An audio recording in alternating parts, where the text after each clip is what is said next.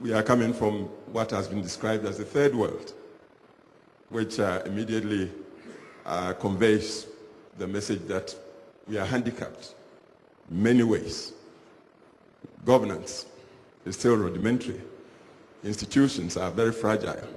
The people are poor.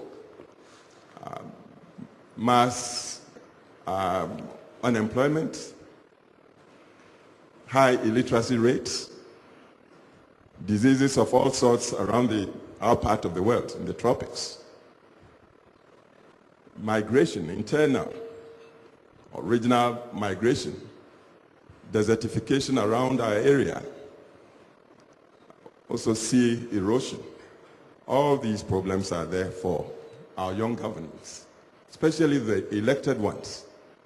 Where you are elected with a term of 4 years, on promises that a politician must make before the people would elect him. You go into office immediately confronted with these challenges, and you begin to wonder where to begin,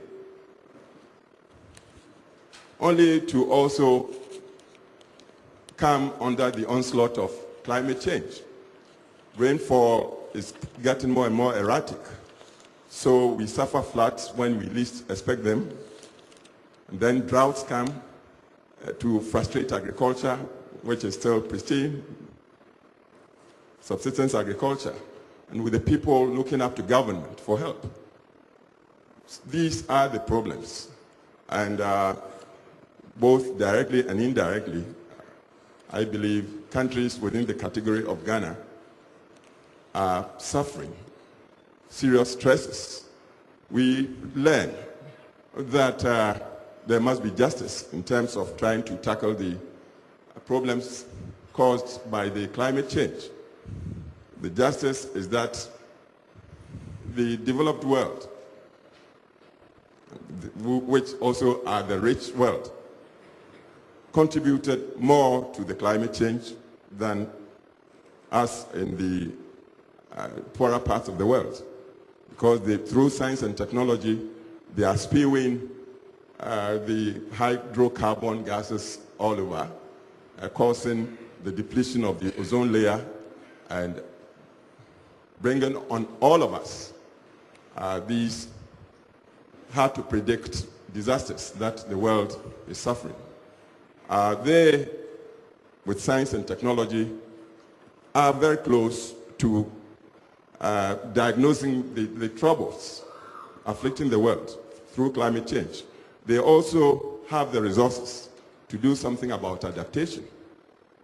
Those of us in the poorer parts, we do not have science and technology, nor the resources.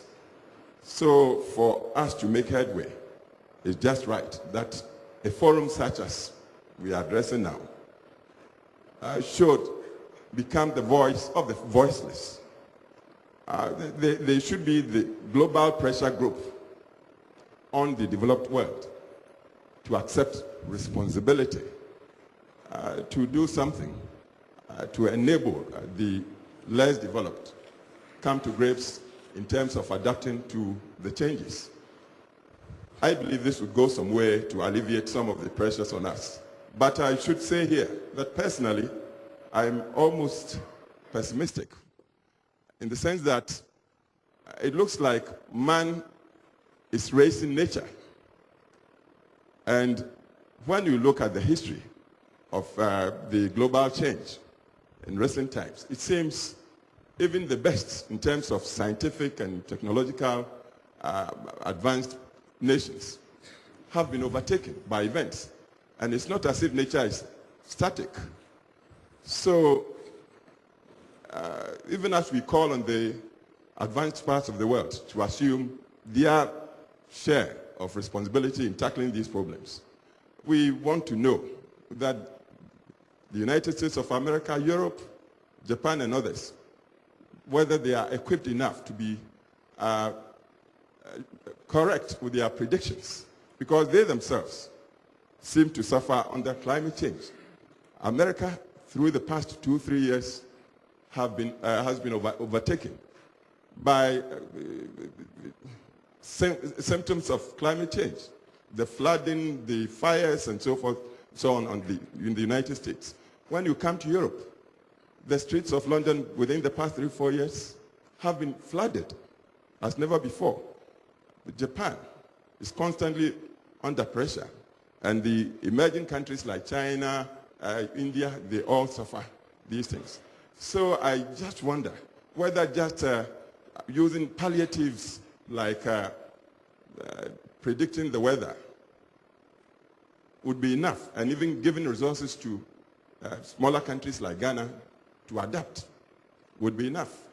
We want the advanced parts of the world to accept the leadership of the United Nations, especially with the UN framework conference on climate change, which should become a regulator on all of them, as well as the little countries, to accept their fair share of responsibility in the global effort to tackle the climate change.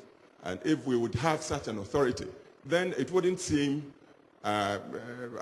like necessary for, say, Ghana to appeal to some of the advanced parts of the countries to come to our aid in tackling this global problem, which, as the slogan goes, must be tackled globally.